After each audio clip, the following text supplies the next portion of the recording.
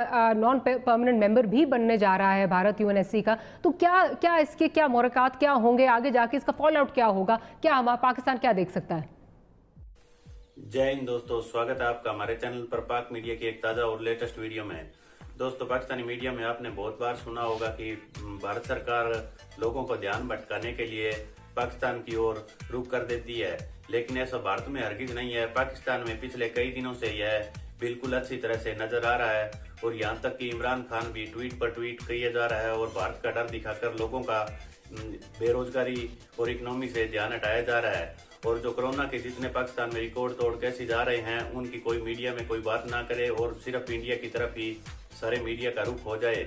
और इसी पर पाकिस्तानी मीडिया, सारा मीडिया भारत के बारे में डिस्कस कर रहा है कि कोई भारत हमारे ऊपर हमला करने वाला है और पीओके और गिलगित जल्द ही ले लेगा।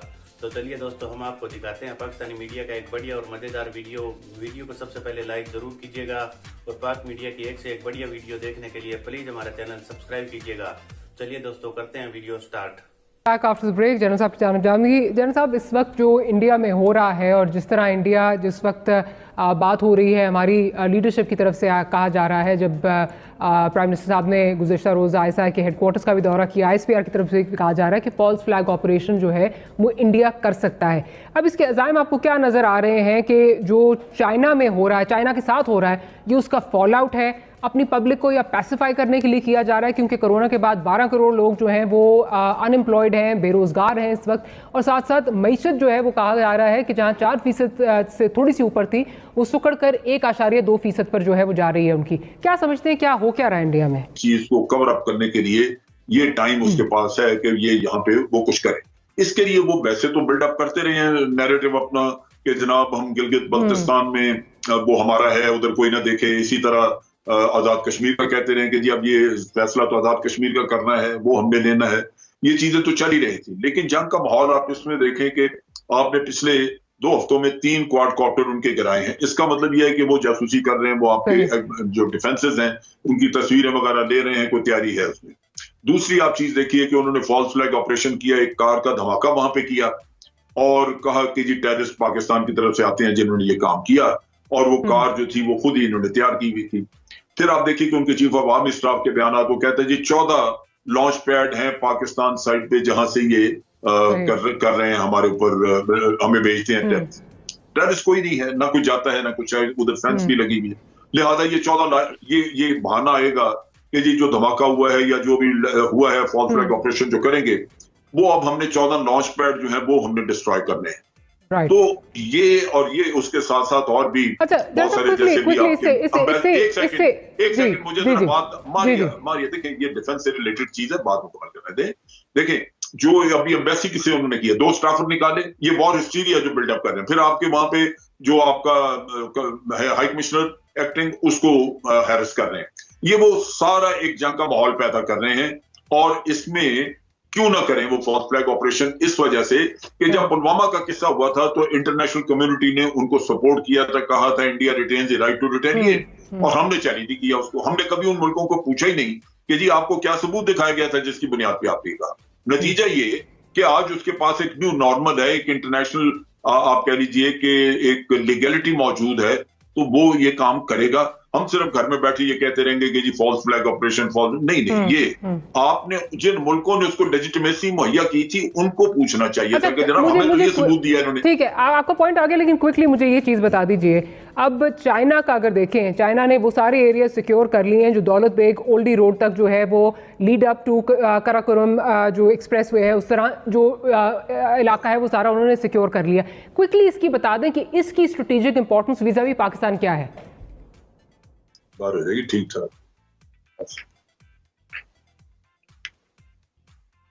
मेरे ख्याल जनरल साहब को ऑडियो का इशू आ रहा है। जनरल साहब, क्या आप मुझे सुन पा रहे हैं? मुझे बताइए क्या सवाल।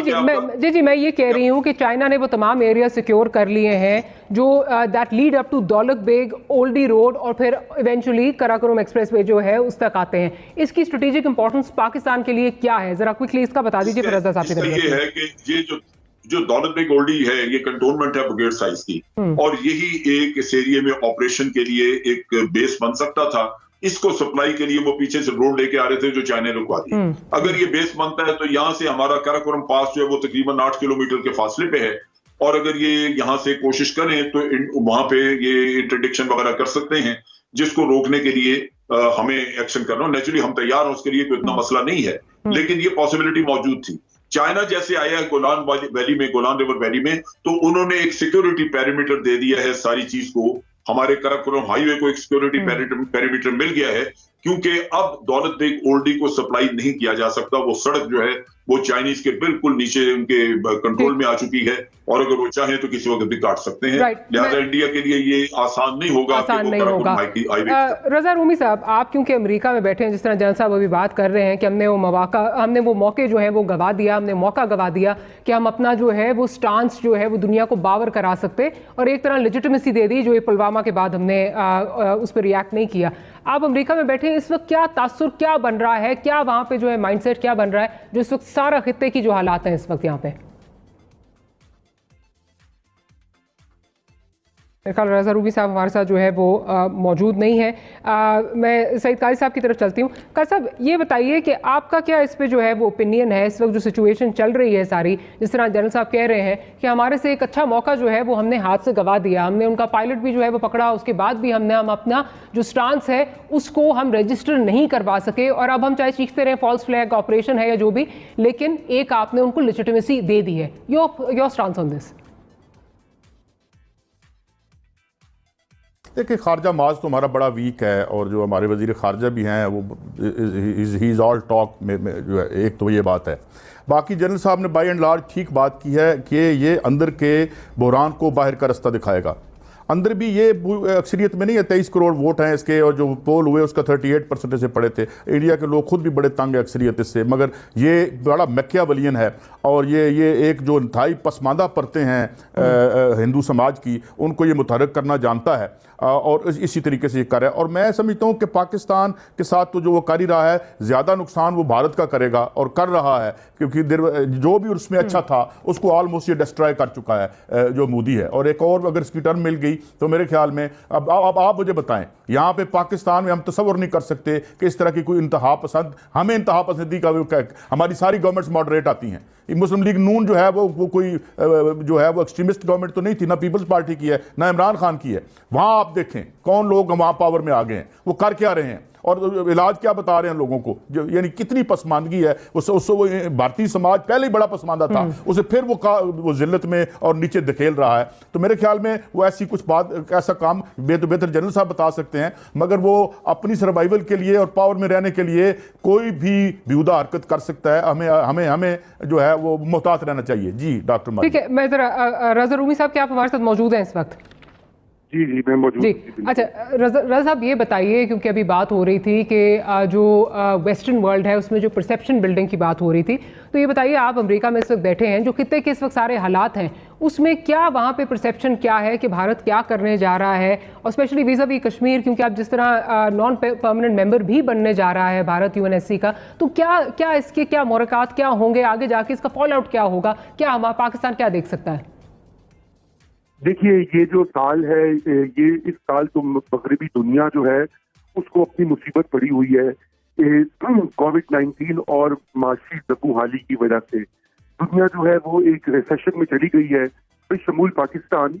और जैसे कि आपके इल्म में है कि यही इस वक्त सबसे बड़ा मसला है, चाहे अमेरिका हो चाहे हिंदुस्तान हो। और इधर मसला जो है इंडिया का भी यही मसला है कि वहाँ पे जिस हिसाब से मैशत गिर रही है, वहां पर मोदी के पास दिखाने को कुछ नहीं है। और उनकी दूसरी टर्म में यही वादा था, लोगों का यही ख्याल था कि लोगों की जिंदगियां बेहतर होगी, खुशहाली आएगी। लेकिन अब ये जो कोरोना वायरस की वजह से इंडियन इकोनॉमी मजीद गिर गई है, वहां पर रिकॉर्ड बेरोजगारी है। अमेरिका में भी ऐसा ही आलम है। और ट्रंप और मोदी जैसे हुक्मरान जो हैं, जो कि पॉपुलिस्ट नारों के ऊपर पावर लेते हैं और इंतहा पसंद सोच को फरोग देते हैं, ये साल इनकी किस्मत का साल होगा। क्योंकि अगर ट्रंप का इलेक्शन तो आ रहा है 10 महीनों के बाद, और मोदी का भी वहां पर आपने देखा है कि उनकी मकबूलियत है बहुत गिर रही है, उन में भी जो उनको सपोर्ट करते रहे हैं। तो ये सारा जो इस वक्त ये मामला हो रहा है पाकिस्तान के साथ की, ये तवज्जो हटाने का एक तरीका है। बिल्कुल। ये ख्याल नवाजुर रूमी साहब, I am sorry, I have to interject there. पढ़ना आ रहे थे, मतलब यहाँ क्या कर दिया हमने इस मुल्क का। हमारे ख्वाब थे, हम बाहर से मुल्कों को छोड़ के, इमिग्रेशन छोड़ के अपने मुल्क में आए, इससे प्यार करते हैं, हम इस वतन में मरना चाहते हैं, यहाँ हम अच्छा ही देखना चाहते हैं। हमारा क्या कसूर है, मुझे बताएं। आज कोरोना हो रहा है यार, देखो केजरीवाल क्या कर रहा है, सारे प्राइवेट अस्पताल उसने जो है वो टेक ओवर कर लिए। केरला में क्या हुआ, हाँ हमारे साथ क्या हो रहा है।